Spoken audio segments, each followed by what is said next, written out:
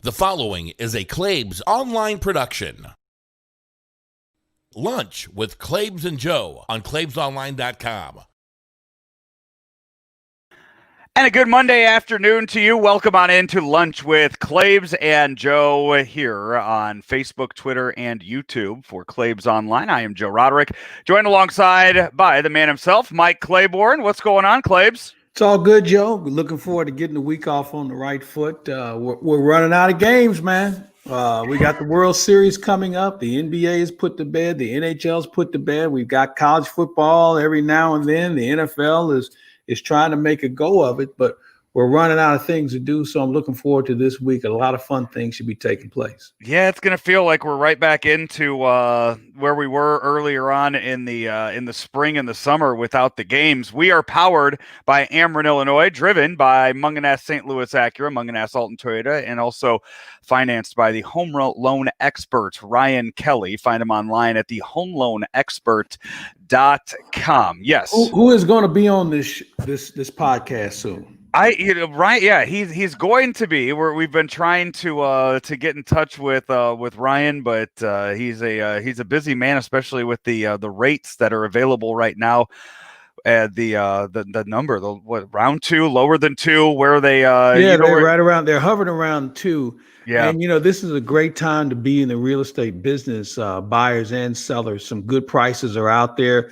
But one of the things we run across a lot of times is the fact that people see a house and they want to get it, but man, they're scooped up so quickly. So why don't you do this? Get yourself pre-approved, find out exactly how much money you have. So when it's that time to strike, you can go right in, get the home you want for the price you want. And that way you don't have to wait and find out whether you're even qualified for it. Because a lot of times what'll happen is you'll be waiting around to see if you're qualified, and then somebody else goes in and gets the house. So that's the one thing you can do now to put yourself in a better position. Get qualified, get pre-approved. And the best way to do it is just go to thehomeloanexpert.com, check out the site. It takes maybe 10 minutes, if that much, to fill out everything, and they get right back to you and let you know you're good to go. And then at that point, man, just watch the fun begin. You were just on with Frank Cusimano. How was your weekly hit on the press box? Well, Frank and I always find something interesting to talk about. He's a great friend, and we got on the Mookie Betts subject. Mookie Betts had a tremendous NLCS. And we were just talking about how St. Louis was a team he was interested in coming to before the Boston Red Sox made the trade to L.A. Reason being, he wanted to be in the National League. Nashville is close to St. Louis as far as his home is concerned. He also looked at Atlanta as well. But when the Dodgers come calling and they make you the offer that they did, you got to take it, especially in these trying times. So we wish him nothing but the best. A good guy. And, we have great bowling alleys here too, but that was the thing that came up a little short. We didn't get it. I was going to bring that up. I figured the history of bowling in St. Louis was probably something that Mookie Betts, that drew Mookie Betts here. A lot of people don't know about Mookie. If you watch a game, it probably will get brought up that he's a part of, but Mookie Betts is a fantastic bowler with quite a few 300 games under his belt. Yeah, as is his mother, who I went to college with, and I got a firsthand lesson of how good she is. I think it was our first day, the first time going out, not thinking she was that good. I found out the hard way. So all due respect to Donna and what she's been able to do with her son Mookie. So you've dated Mookie Betts' mom. You watch this show and I go into it not knowing what kind of name drop we're going to get at some point. And I wasn't expecting, I was not expecting Claibs dated Mookie Betts' mom. Well, see, let's be clear. Dating, being good friends. You said it was a first date. So you used the word date. I was being an ambassador because she had transferred in and me being the good guy. Right. I wanted to make sure she had a chance to go out a little bit. And she thought about bowling being an opportunity for us to get to know each other. I'm thinking it's an opportunity to grow the relationship. And I didn't know she was that good. So, lesson learned. Let's just put it that way. So it's going to be Dodgers and Rays in the World Series. For as good as Mookie Betts has been in the postseason, it's surprising that he wasn't a former Cardinal, because that's all we've seen the entire postseason. His former Cardinals just tearing it up in the month of October. But the Dodgers, they came back from down 3-1 in the series, and they're going to get yet another shot at winning the World Series, the first time in over 30 years that it's the dry spell that they're on right now. And you got to wonder if this is going to be that year. And with the comeback that they had in that series, you have to like their odds against the Rays. Well, I don't like them by a lot. I think this Rays team, they're not here by mistake. They are a really good team, well prepared, well coached. They've mixed some veteran players, some players they picked up from other organizations with some young prospects that they've been able to develop in their own organization. So I don't want anybody to feel like this thing is going to be over within 4 or 5. I think we may see them pitch and play for a while. Yeah, the Peter Fairbanks, the Rays closer, a Webster Groves grad. So if you're looking for a reason to cheer for one team or another, there is a local tie on the Rays team. Not to mention Randy Arozarena being there, winning the ALCS MVP, 7 home runs so far in the postseason for Randy Arozarena, which just his postseason run would have tied for the lead for the Cardinals home runs the entire season. He is on a roll. There is no doubt about it. And, there's no real rhyme or reason.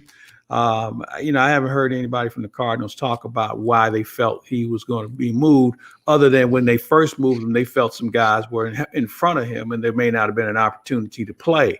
You look at Tampa, they felt like it was their time. He lit it up in the minor leagues when there was a minor leagues. And I think they thought that obviously in their camp, their alternate camp, that he did some things well enough to bring up. Remember, they moved Jose Martinez in order to make sure he had a roster spot. So, can you say the Cardinals kicked this one? Yeah, probably so. I think had we seen him more, we would have had a better idea. We just didn't see him enough in St. Louis. So, we're seeing a lot of them now, and we wish him the best. Although I'm pulling for Dave Roberts, a good friend for a long time. I'd love to see him win a championship this year, and then next year we can take it back from him. The thing that's going to intrigue me most about the World Series, you mentioned Dave Roberts, Kevin Cash on the other side, the way the managers are going to use the bullpen. We have seen the Rays, they kind of introduced Major League Baseball to the opener, to the one inning guy, the guy to start the game, and then go to the bullpen from there and figure out just how to get 27 outs. We saw Dave Roberts early on in Game 7, 1 inning in, Dustin May was done. He went straight to the bullpen there, and just figuring out how fresh your arms are going to be for 9 more days of baseball, and who can get those outs, who can get those innings for you over the course of this. And this is the first time, I mean, we've talked about it all season long, how new rules this year in the short season, probably here to stay, but we're not going to have back and forth American League, National League rules. Everybody gets the DH, so you're not having that American League team have to go to a National League park and figure out how to use the pitcher hitting or figure out what to do in their lineups. Everybody has that even playing field going into this series. And you wonder just how quick these managers are going to pull these guys, and how they might learn from the book of Tony La Russa as far as how to manage a playoff series. Well, let's take into account a couple of things. First of all, we're not talking about guys who've gone through a 162-game season. Right. So, the mileage on their arms won't be as much. The second thing is, thanks to the 3-batter rule, guys have to be able to pitch long, period.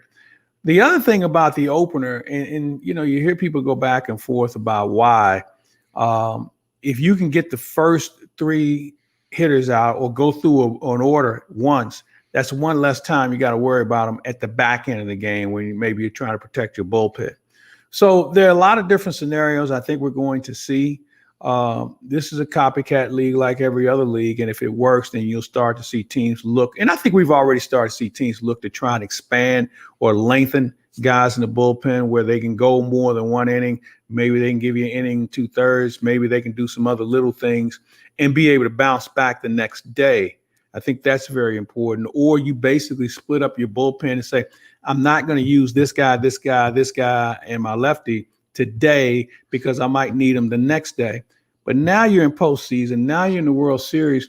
You got to let it all hang out, man. If you come to a game 7 and you're short, then you know what? You must have worked hard to get there, and anything can happen in a game 7. So you make a good point. These managers and how they do this is going to be quite interesting. Cash has done a little longer than Roberts, but Roberts has adapted well. Andrew Friedman has provided him some other arms, and we'll see where it takes him. It's going to be an interesting series, and I know some people would say, well, the markets, hey, I don't know if anybody's knows Tampa's a pretty large TV market, okay? And we already know about the LA. Baseball fans will watch this, okay? I don't know if we're going to be able to captivate the casual fan here, but baseball fans will watch it, and I think that's what counts more than anything else. And, all the games being on Fox now is going to be a huge boost for that. I think some of the games being on Fox Sports 1 during the NLCS and what was it? The ALCS was on TBS, wasn't it? Mm-hmm. Yeah. So that hurts. That having those on cable, on stations and even though it is MLB has been on TBS for so long now, when you think about it, but it doesn't have that brand connection. When you think NBA, you immediately think TNT. That they have done such a good job, and I think a lot of that's because of the pregame show, that so many people relate that pregame show to TNT, and they know what they're getting every Thursday night. But MLB and TBS, I don't think has connected the same way that the NBA and TNT has. So when you have these postseason games on these cable channels that maybe not everyone knows where Fox Sports 1 is still, you still have to look for it, or you still have to know in your mind, okay, it's not on Fox. Okay, maybe it's on this channel. That I think that takes away from the ratings too. I would agree with you to a point, but I'm going to go back to just recruiting baseball fans. They know. And that's almost like you'll hear people from time to time say, man, I wish the NCAA tournament was on ESPN. Remember how all the games you could see? Well, CBS really kind of stepped it up a little bit and created some other networks. And I think in this day and age, if you want to get all your games on the air, that's how you have to do it. And I think that what TBS has done, hey, by the way, I think Brian Anderson had as good of a postseason in basketball and baseball as anyone with his work. And I think he's become the face of the Turner Broadcasting System. But I also think that they have supplied them with good talent and personnel. The technology is equal to what Fox throws up as far as being able to see this and see that. And in this year of COVID, I thought both networks have done a really good job so far.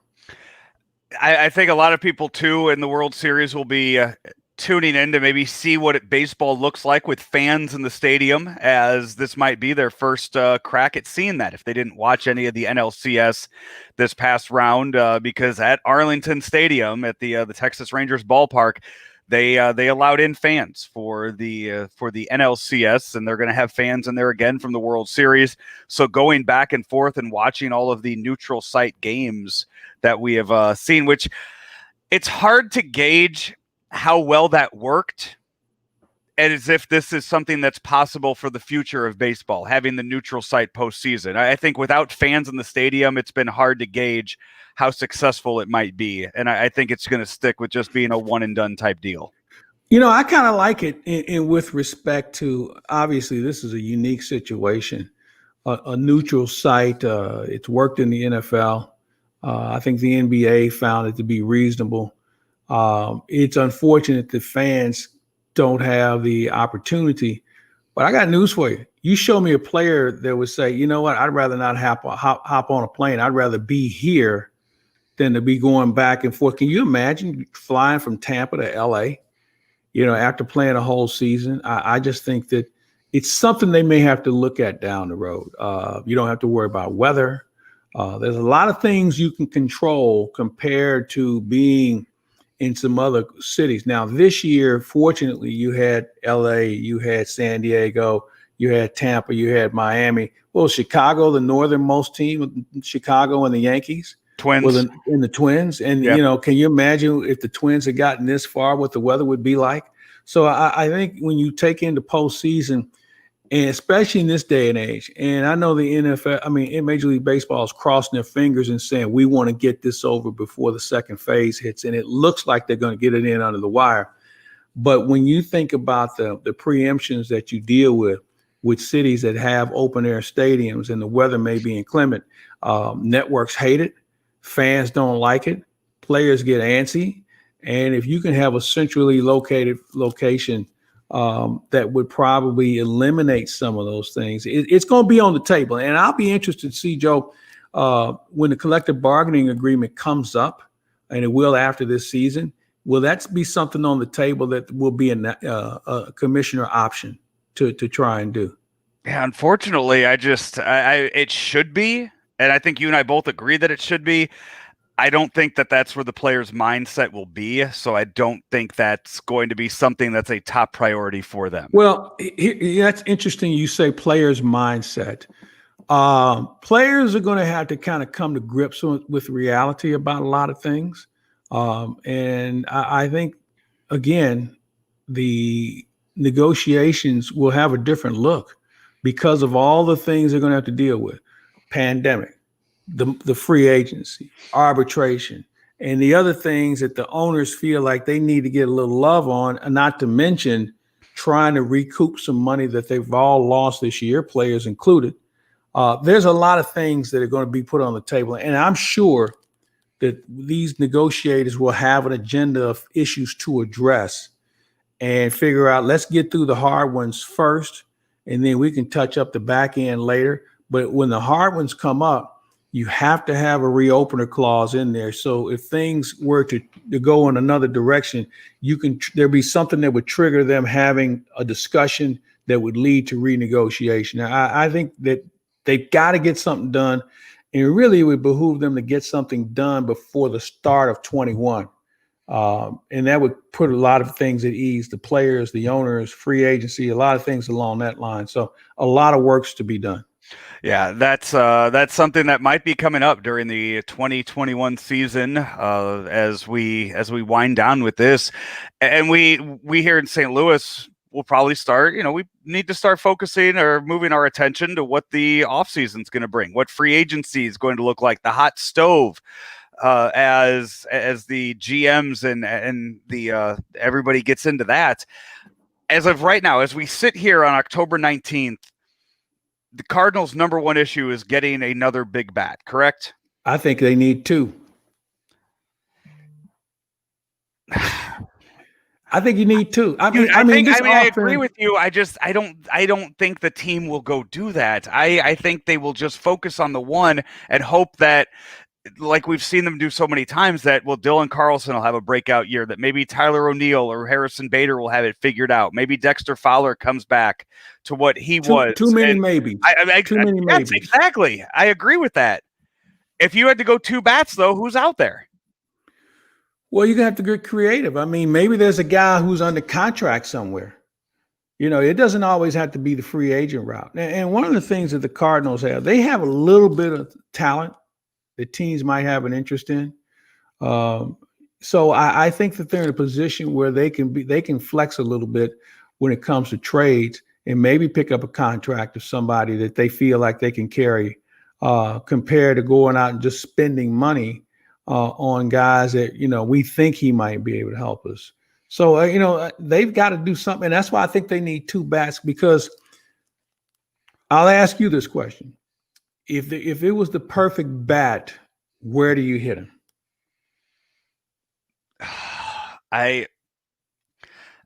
That's a loaded question, just because there are other dominoes within the Cardinal organization that need to fall. And I think number one that I would look, well, first of all, if I'm just answering just based on what I think the team looks like, I think it needs to be a number 4 hitter. I think it needs to be somebody that can protect Paul Goldschmidt in that lineup, to where you have two big bashers there, and what you saw in last year's postseason with Goldschmidt and Ozuna in that first round against Atlanta, that would be great to have two big bats. But I think if you want to peel it back even more, I would love to see the Cardinals go after somebody like a Francisco Lindor. And that a lot of that has to do then, what does that mean for the future of Colton Wong with the Cardinals? Here's a question that I would roll out to you. Why does Paul Goldschmidt have to hit third? You've mentioned this before, that you would want him to bat, what, fourth, you said? I hit him fourth. I'd give Carlson a good look in the 3 spot because of his power. I think he'll be a better hitter. I know he struck out a lot, but I think he'll be a better hitter because he'll see better pitches. I don't think a guy like Carlson flourishes hitting at the bottom of the order because they know they don't have to pitch to him. Right. And they make him chase slop. I might move Goldschmidt to fourth, hit him third, and then I go find a 5 hitter. Then I got Yachty and or DeYoung hitting in the 6th spot. And I think now I got a pretty potent offense, not to mention who's going to hit second. And we don't know who that's going to be. Right. So I think there's a lot of things that come into trying to figure out a lineup, which is why I probably would want 2 bats. Yeah, and I'll go here's the other thing. Here's the other thing, Joe. I have no allegiance to anyone on this current roster saying, "Oh, we gotta have him back," except Yadier Molina and Paul Goldschmidt. Everybody else, and I'm going to give Carlson the benefit of the doubt because of the fact I think he's a very good, solid prospect. But everybody else, man, is on the board. Everybody else is on the board, and especially when you talk about the outfield of Bader. Bader, O'Neill, Fowler. Okay, how many more years do you need to know whether any of these guys can play or not? We know Bader's a pretty good defender, and to his credit, Tyler O'Neill did a really nice job in left field. I don't think, Tyler O'Neill might end up being a guy that we may be talking about as a Gold Glover because he made all the plays this year. He significantly improved after working with Willie McGee. So the thing is, I get it. Okay, they're good defensively, but I need some consistent offense. So if I'm looking for defense, I can put Carlson out there. Okay, I can move one of those guys, if not 2 of them. So I need to make sure that I've got some guys that are available, and everyone, with the exception of Molina, Goldschmidt, Carlson, would be a person I'd listen to if he needs to be moved.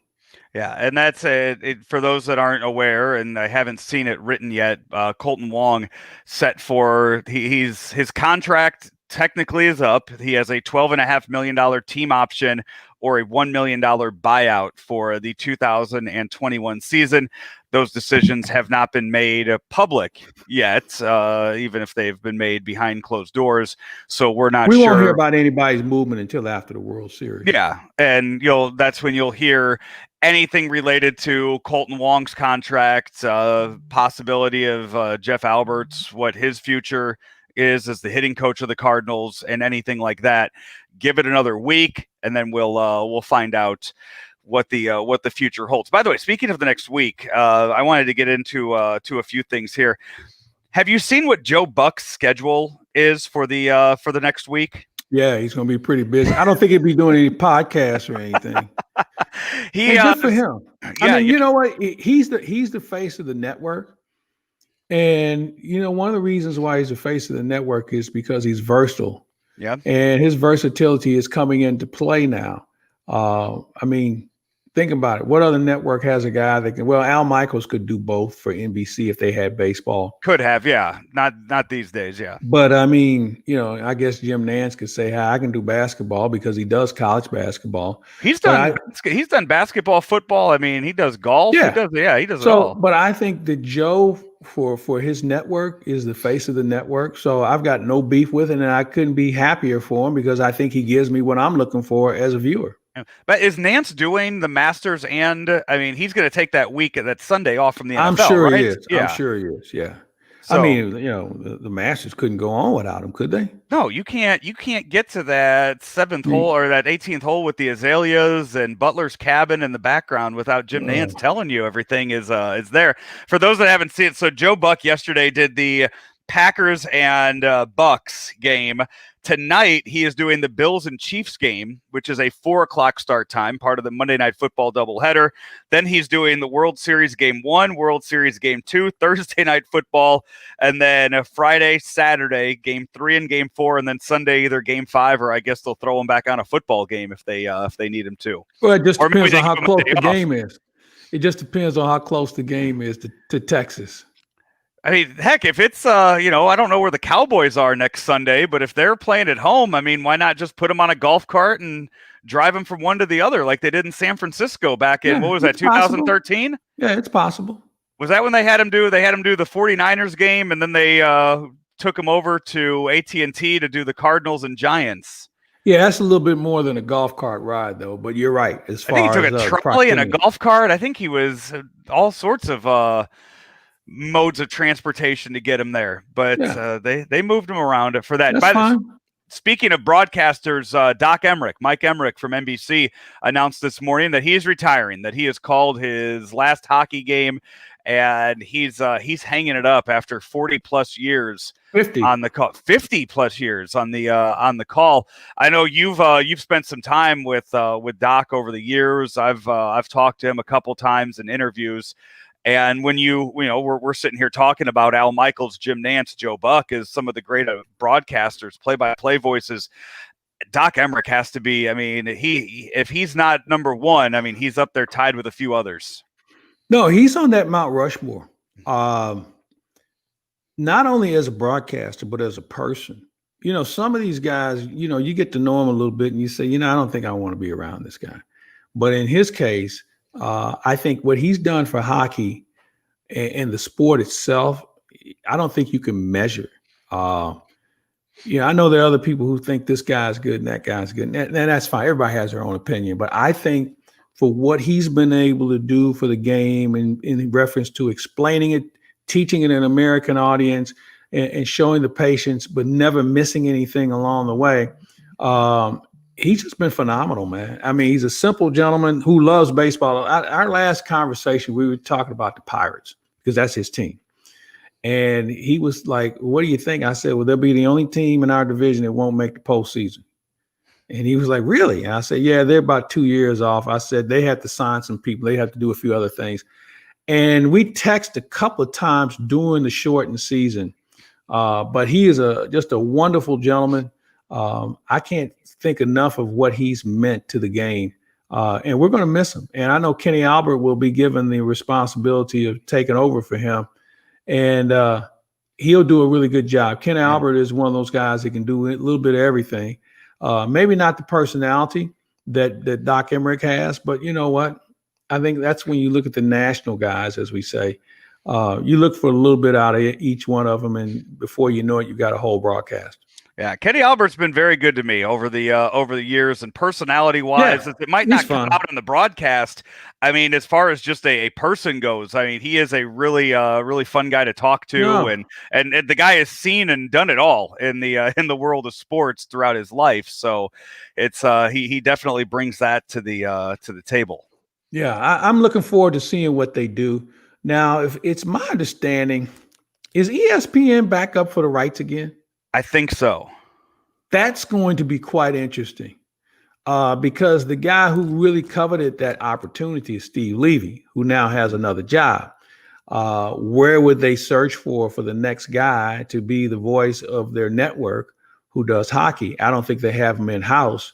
But you know what? That'll be something we'll determine down the road. But it's going to be a very interesting offseason for a lot of sports as far as the voices. And I wouldn't be surprised to see Marv Albert walk away. Yeah, this is Lunch with Claibs and Joe. Here, as you're watching it on either Facebook, Twitter, or YouTube. If you've missed any of it, we'll have it up on the podcast pages later on this afternoon. Driven by Mungenast St. Louis Acura, Mungenast Alton Toyota. We were out at the St. Louis Acura location. Did you go get an MDX for yourself after we left? No, my daughter got one though. I think I was telling you, she ended up getting one. Yeah, so The Acura family is now part of my family. Well, not really, because I don't have to write the check out. It's all hers. Hey, NFL Week 6 is after tonight's doubleheader will be in the book. I'm gonna as of right now, next week, no doubleheader on Monday nights. I'm gonna miss that. I really enjoy the two games on Monday night or the game on Tuesday night. Just that standalone game outside of Sunday, but you get a good one. Bills and Chiefs, the first game today, and then Cowboys and Cardinals, the second game of the doubleheader. So double football tonight on Monday night. Anything stand out to you in Week 6 yesterday? Derrick Henry is a really good football player.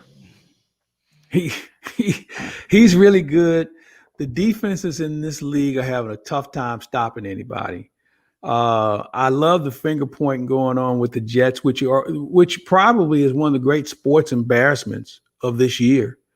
And I think the NFL needs to think about waiting the draft when you can just openly tank and just know you're going to get your guy. I don't think that's right. I don't think that's right for the fans. I don't think that's right for the players. It certainly isn't right for the coaches because most of those coaches get fired. And I just think it gives the league a black eye with regard to how they can manipulate things. I mean, I think if you waited, maybe they don't get the first pick. Maybe they get the fourth or fifth pick or somewhere along the way. But I just don't think you could reward mediocrity in this manner. You've seen it done in every in basketball and in hockey. Yeah, but you know what? But they waited it now. They waited it where it's not a lock. And I'm not sure if that's always been because like this year, the Knicks were supposed to be the number one team when they tanked, and Minnesota ended up getting the first pick in basketball. And I think the same thing applied in hockey, where the Rangers, I don't think were supposed to get the first pick. So there's a lot of different things you can look at here. But I think that the way the NFL is doing it, I think they need to change it because I just think that it just creates too much angst for too many people. It's almost as if the Jets are keeping Adam Gase as their head coach just so they can have that first pick because he's such a bad head coach. Yeah. And now he's got coaches. He's got Greg Williams on the other side of the ball grousing about things. And you just can't have it. Players are openly saying, I want out of here. Le'Veon Bell's like, just cut me, man. I don't care. It's interesting. You mentioned Derrick Henry, and I think the other side of that, Ryan Tannehill, is a really good example of a quarterback who was not good when he was in Miami. He looked to be a first-round bust, and he got that opportunity to go somewhere else, be a backup, wait for his opportunity, and now you're seeing him flourish within a system that he's not asked to do a whole lot. He's not asked to carry the team, and you're seeing that in a lot of cases, it might not be the quarterback that's the bust. It's just the situation that they're drafted into. Yeah, no, I think you're right. And I think when you look at guys now, when they get drafted early, man, if you don't have an offensive line or something that looks close to it, you're just wasting a quarterback. I'm looking at Joe Burrow just getting a pounding every week because they don't have a good offensive line. I always go back to David Carr. It was David, right? The one who was taken by the Texans. Yeah. Derek Carr. Derek Carr's the Vegas quarterback now. Yeah. He just used to get mashed, man. And so when guys move on to another situation, here's a good example, Andy Dalton. Andy Dalton didn't have much to work with once Wentworth left. And so now he's in Dallas. I can assure you, although Dallas's line's chewed up a little bit, but it's nice to be able to turn around and hand it off to 21 or look out and you've got a couple of good receivers to throw to. I just think that first rodeo is a tough one for guys to stay on the horse with. And as you mentioned, when they go somewhere else, a little bit more confidence, a little bit more understanding, a better system. Because remember, the next place they go, they get to choose where they go compared to being drafted by a team. So they've already done their homework on saying, well, they have this, this, and that. And maybe I can compete better for a job there. So I really look at the way that works out. And we'll see some other quarterbacks like that. But I think your guy that you mentioned has certainly filled that void. If Fitzpatrick is like that, look at what he's doing in Miami. Now, granted, they don't have as much, but I think Fitzpatrick is a very serviceable quarterback in this league, especially if he's around a team that's got just a little bit of help. It was really cool to see Fitzpatrick yesterday cheering on Tua when he came into the game, knowing that game was over, knowing that his job was not at risk in any way, but cheering on the rookie quarterback, taking his first snaps. And then the picture, I don't know if you saw it after the game, Tua just kind of went back out onto the field and just sat out there kind of taking in the fact that he just played in his first NFL game and what it meant to him almost a year removed from the really just gross injury that he suffered last year. Yeah, it was a nice scene. And, as we learned, this game is so short as far as careers are concerned. So if you don't inhale the moment, it'll be too late when the season and your career is over with. So I had no problem with it. Wish him nothing but the best. They've got a good young coach down in Miami as well. So, there are some teams that are starting to make some incremental improvements around the NFL. And I'm not saying they're going to be playoff teams, but I think as they start to grow together and they get another draft or two under the belts, maybe get a good free agent that can come in, not spend all your money on one, but just make sure you have a mindset of bringing in winning players, you're going to see some teams turn the corner quicker than you normally do. We don't have our picks yet, or I guess our standings yet after week 6, because tonight's Bills-Chiefs game was on that list of the games that we picked from. So we'll have to wait an extra day before we have the standings on those. Although I'm the only one that went with the Bills tonight. You 4 all went with the Chiefs. I'm the only one that went with the Bills. And that's purely because I rely heavily on Josh Allen in fantasy. So I need him to have a really, really good game tonight and beat the Chiefs. See, this is where all you guys are making a huge mistake. You're wagering. Well, we're not wagering, but you're picking games on emotion of a fantasy player. Yes. Not a team. Right. Because you know what? Josh Allen can come in and throw for 400 yards, but his defense may lose a guy here or there. And all of a sudden they give up too many yards, and all of a sudden they give up too many touchdowns, all because you thought about one guy on your fantasy team. Well, you'll learn. You guys will learn. I get it. As of right now, though, I'm 1-4 on the week. I am. That's just what I'm talking about right there. That's just what I'm talking about. Yeah. So, but the thing is, though, none of my other picks were fantasy. I mean, well, I should say, Packers kind of maybe fantasy related, but my other picks were all like, I went Washington, I went Browns. I got the Bears one right. So I did. The other ones were not fantasy. Were not influenced by any fantasy players. They weren't emotional picks, is what you're saying? They were just really bad picks, and now I'm going to be in last place come week into week 7. I think Tragic. So. I mean, we'll see how tonight goes. Hey, also this upcoming weekend, we have Big Ten football on the schedule. It's going to be the first time. Almost forgot they were playing. When I sent out the list today, I sent out the list of topics, and I was like, well, we don't have Mizzou to talk about. We don't really have Big Ten football. And I kind of looked at the calendar, and I said, wait a second, they're supposed to be starting this weekend. And yeah, they are. So here you go. Your Big Ten opening weekend schedule: Penn State at Indiana, Rutgers at Michigan State, Nebraska at Ohio State, Iowa at Purdue, Michigan at Minnesota, Maryland at Northwestern, Illinois at Wisconsin. You want me to pick those for you? I don't want you to pick any of those for me. I'm just telling you that we are it is technically week 8 of the college football season. And the Big Ten will kick off and play until, I guess, January is the plan for them. Now, are you sure you don't want me to pick these? I'm sure. I haven't seen any of them play, but I can tell you nobody has. All right. Nobody has. Which, by the way, I really, really was. I mean, Nick Saban was out on the field yesterday. I guess it was a false positive that he had earlier in the week. He tested negative 3 days for that, and I would have loved to see the length that Alabama would have gone to make sure Nick Saban could have been in that stadium to coach that game if he had tested positive and if he really was positive, because that a pandemic virus was not going to keep Nick Saban away from coaching Alabama this weekend. No, especially against Georgia. But you know what? They didn't really need Nick after the first half, the way they pinned it on Georgia. And here's the thing that I'm kind of amazed at. Well, we didn't start the season off on the right foot as far as the schedule was concerned. We lost some non-conference games. It's amazing how bad some of these teams are defensively, where they can't stop anybody. And you would think with the extra practice time that they had, that would have been the one thing they would have focused on. But I can tell you why that's going on. Because you may practice, but you don't play or don't hit in practice like you do on games.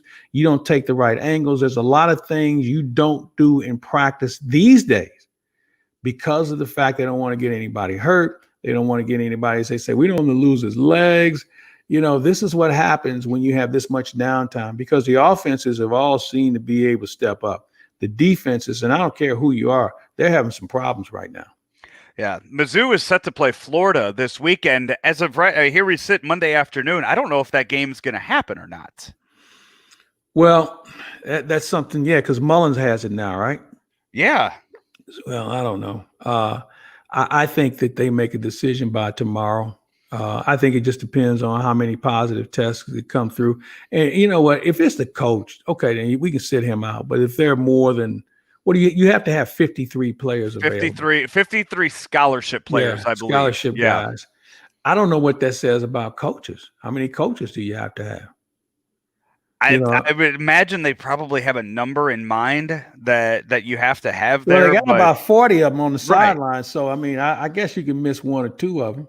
Yeah, and I was going to say, Vanderbilt, I believe, has a scheduled bye this week, but their game was canceled this past week with Mizzou because of the issues that they had. And I don't know if you've seen all the schedule, the manipulation of the schedule in the NFL. I don't know how that goes over in college. I have a feeling that college coaches would throw a bigger fit over having to plan for a new team than an NFL team would. Well, you know what? Here's the thing. If they're going to cry about that, then we have the wrong coaching staff, because you have too many assistant coaches and graduate assistants and quality assistants that should be responsible for every team in the conference. Okay. Coach such and such, you got Vanderbilt. Coach such and such, you were in charge of Mississippi. So every coach should already have a semi-game plan put in play, because he studied this team the entire year and certainly the offseason. So they're not going to walk in blind, but they may not have a chance to practice against them as much, but neither will the other team they're going to face. So it should be an even slate. But for somebody to say we didn't have enough time to prepare, that's not going to work. Right.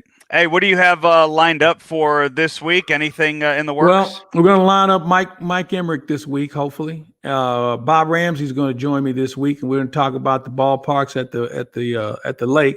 The grand opening was this week, and we'll talk with him.